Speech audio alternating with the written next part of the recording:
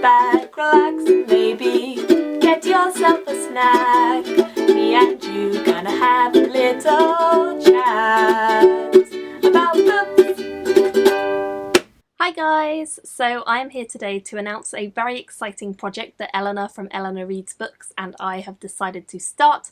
We wanted to do some sort of reading project together and we were looking around for prizes that we could read, and one of them that we found was called the Wellcome Book Prize. It has 2 L's and it's a prize that's been going since 2009. It honours medicine and history and illness all in one prize, but it encompasses non-fiction and fiction, and it encompasses every genre as long as there is a link to illness and health and medicine in the book. So it's quite an interesting prize, the fact that it honours both fiction and non-fiction, and it's had some really interesting people on the shortlists and on the winners. So Eleanor and I decided we wanted to read all of the winners from the past years and also 1 or 2 other books from the shortlist. So what we have done is we've decided to compile a list of all the winners, and then we have chosen 1 book each from the other 5, because there's 6 shortlisted each year, that we are going to read individually, and we're going to discuss all of the books that we read in a live show at the end of every month. We're hoping to start this challenge in July, so the first live show should be sometime around the end of July, start of August.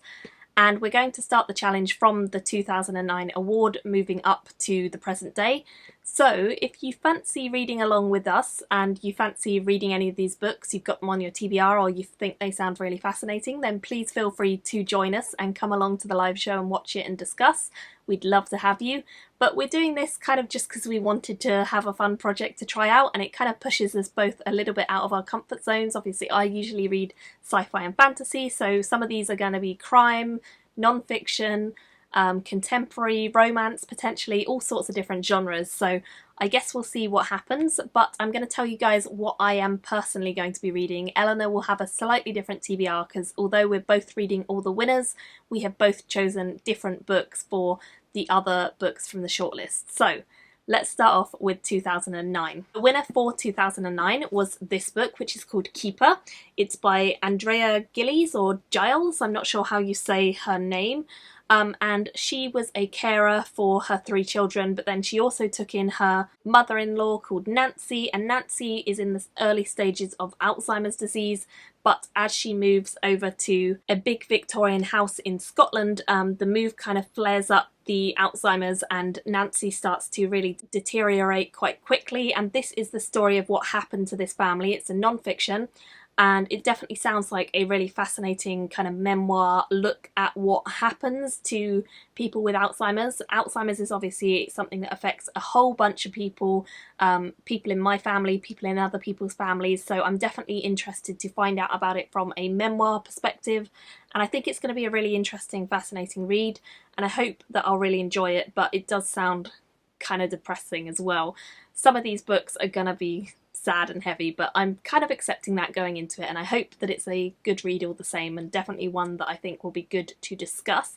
So that is the winner that both Eleanor and I will be reading.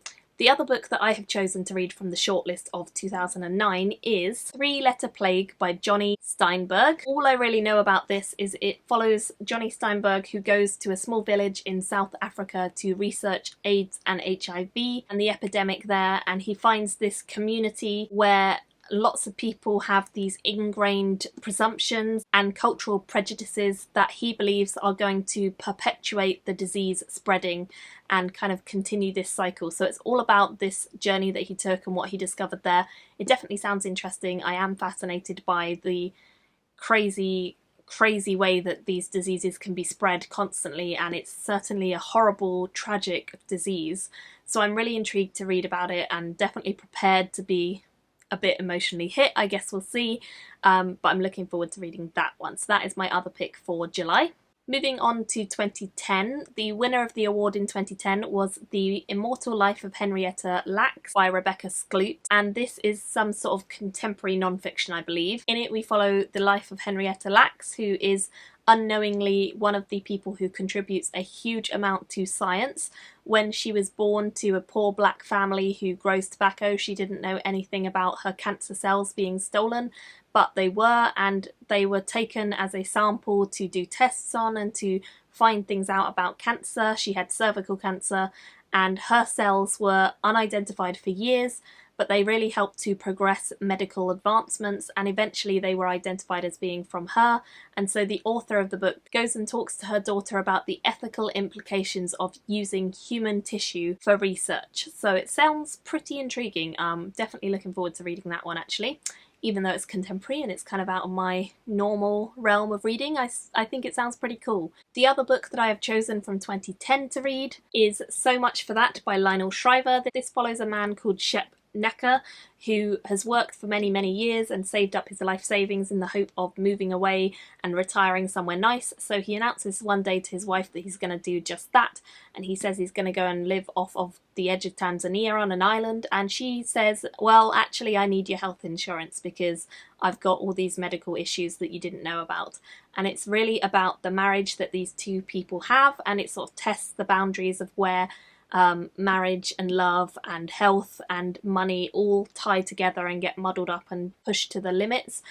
It sounds pretty intriguing. I've heard good things about Lionel Shriver as an author, so I'm looking forward to giving it a go, but again, it is very out of my normal comfort zone, so I guess we'll see if I like her work. The winner of the 2011 prize, which we will be reading in September, is Turn of Mind by Alice LaPlante, which is apparently a fiction thriller about a woman with Alzheimer's who is accused of killing her best friend. It sounds pretty dark and twisted, but I'm definitely intrigued to see how the illness that I'll already have read about in the first book will possibly lead to a woman being condemned in this way. It sounds pretty dark and horrible, so I'm just very intrigued about how they're going to frame it and whether it's going to be done well. This one did actually win, so I hope it's done well. And the other book that I'm going to be reading in September is The Emperor of All Maladies by Siddhartha Mukherjee. I really pronounced that so wrong, I'm so sorry. It is a medical fiction book which is all about the history of cancer, and I've heard about this on a couple people's channels, so it is one I've actually heard of. Elena and I are both going to be reading this one because we both like the sound of it,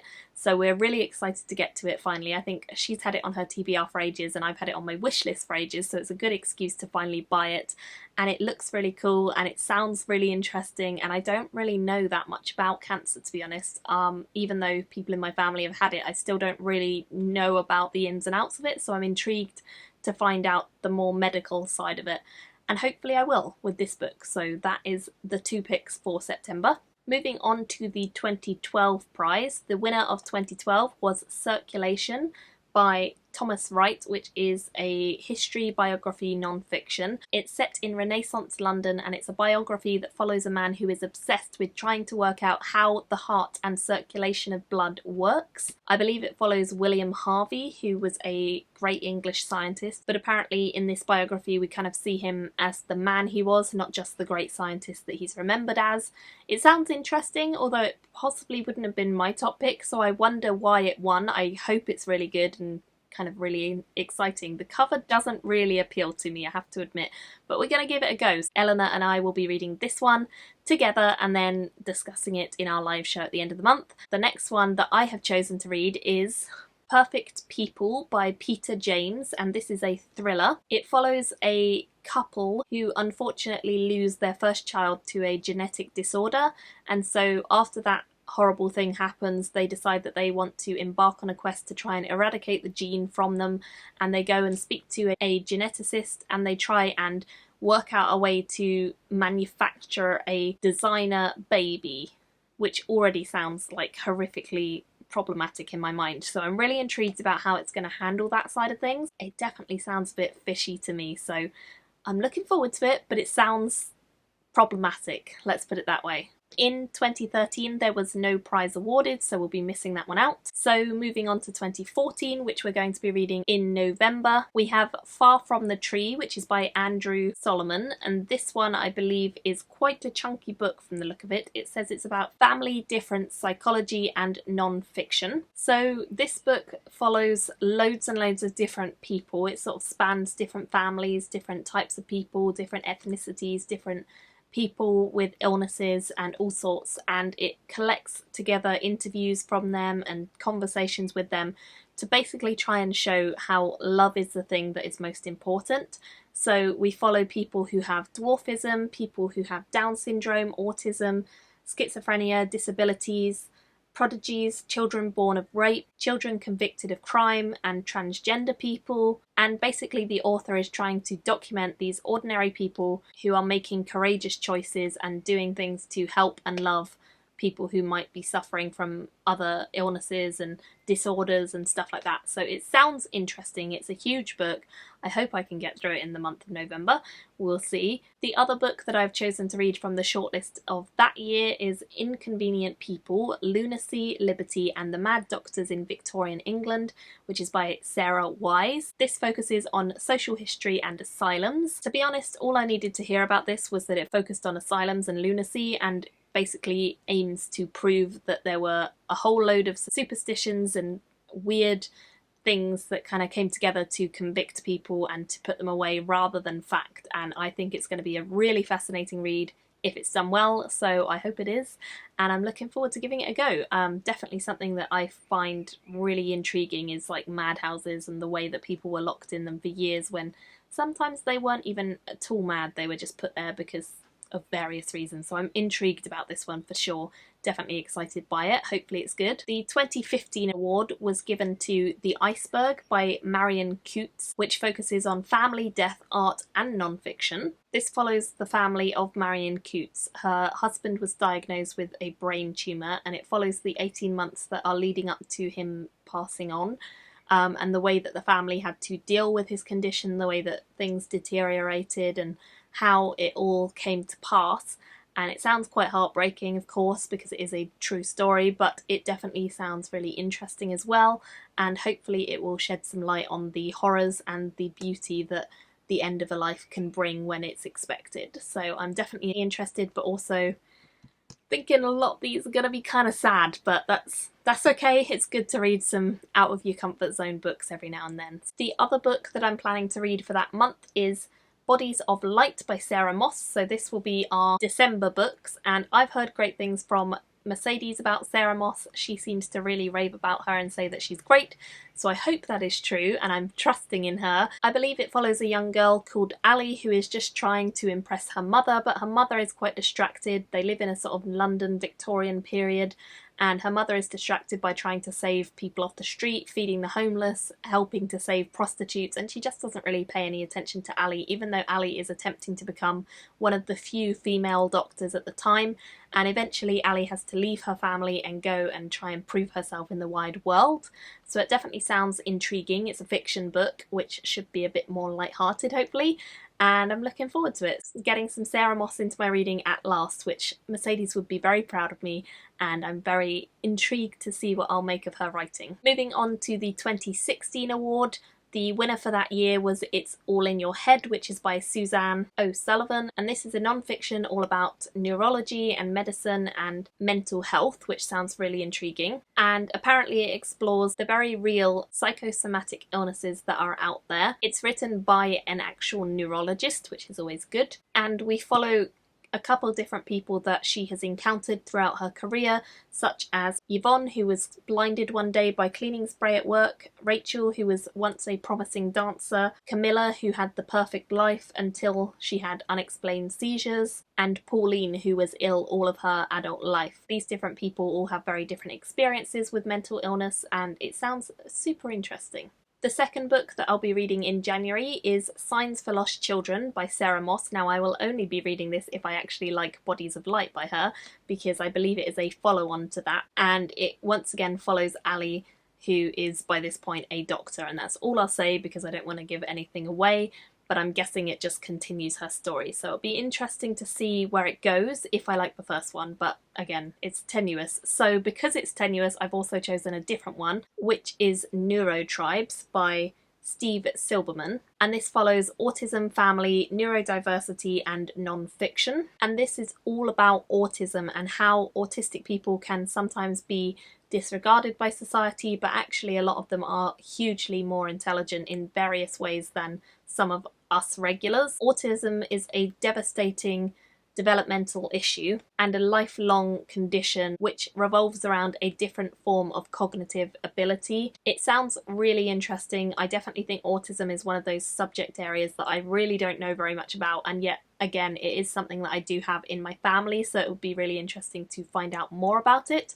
And I would like to do exactly that with this book, so I'm really looking forward to that. And finally, for 2017, which we will be reading in February of next year, I know this is a long award and I will go into more detail on these books as and when I get to them, but for February 2017 award, the winner was Mend the Living, which is by Melis de Krangle and translated by Jessica Moore, and this is about medicine, organ transplants, medical ethics and fiction. It follows a fatal crash through to a life-saving operation all within 24 hours and a whirlwind of death and life. I believe it's about 3 surfers who go out in the early winter, freezing cold morning. On their drive home, their van overturns and one of them is propelled straight through the windscreen, and once this young man is taken to the hospital, he is declared to be brain dead, but the rest of his body is working fine, and so his family are told that his heart, which is beating just fine and it's just going as normal,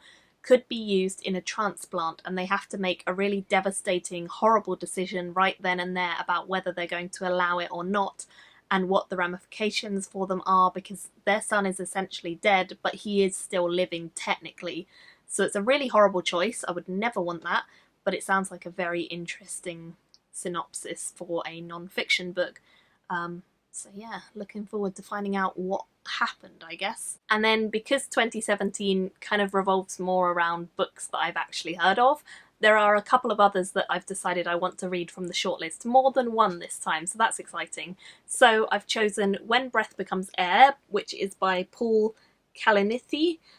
This is a book all about a neurosurgeon, I believe, who was at the age of 36 diagnosed with inoperable lung cancer, and it's written by him, and I guess it's the story of him coming to terms with the fact that all of his life he's been in training to become this amazing neurosurgeon, and then he gets diagnosed with essentially a death sentence because it is inoperable and he doesn't really know how long he's got. I've heard amazing things from Stevie about this. I'll link her channel down below, and it genuinely sounds like a book that I'm going to really enjoy. So I'll be waiting a while to get to it, but I'm looking forward to getting to it and definitely excited to give it a go. I already owned this one, so that worked out perfectly. The next one I have from the 2017 shortlist is The Tidal Zone by Sarah Moss. This is again a Sarah Moss book, and it's one that I think Mercedes loved, and I think Lauren as well, and a couple other people did too. It says it's about the NHS, anaphylaxis, trauma and fiction, and it's about a man who one day finds out from a phone call that his 15-year-old daughter has collapsed at school because her heart has stopped, and over the coming weeks he and his family have to sit by her bedside and try and work out what is wrong with her with the help of doctors, and their whole life is thrown into complete disarray. I don't want to go into more detail than that because that already sounds interesting enough, and hopefully I'll like Sarah Moss by this point, so it'll be great. If I don't, I won't read it. And the final one that I'm going to be reading for the 2017 award in February of next year is The Gene, which is by Siddhartha Mukherjee again, so another one by the same author. Again, if I don't like the first, I probably won't read this, but if I do, I will read it. And this one follows genetics, the history of science, medicine and non-fiction. I believe it follows various different people throughout history and the genetics that is running through their veins as they go through the generations, including the author's own family and his sort of genetic history with mental illness. It sounds very intriguing, and I do think genetics is something that I really don't know enough about and would love to learn more about, so hopefully this book will do exactly that for me. So I know that is a lot. I will go into more detail as and when, but the first month is July. That's when we'll be starting with the 2009 shortlist. If you feel like joining in with us, please feel free. I'll put links to all the books down below that I mentioned, and I'll link the website where you can go and look at all the other books that are on the shortlist, because many of them sound super fascinating. I'd love to hear if you will be participating in reading along with us, or if you just want to come and watch the live shows. It'll be good fun even if you've not read the books. And hopefully this will be a really interesting kind of different project, something that I've not seen other people do, and something that I'm excited to do myself with Elena. So really looking forward to it, very eager to get into the books. I've ordered a lot of them, but they haven't arrived yet, so the only ones I've got are these 3 that I showed you. but the rest are on their way to me, so they will be arriving and they'll probably feature in a book haul or something. And yeah, I'm looking forward to reading them all and reporting back and telling you my findings, so hopefully we like them. Thank you guys all so much for watching, and I will see you very soon in my next video. Bye guys! Thank you for watching my video today. Go pick up a book, then come back and chat with me again.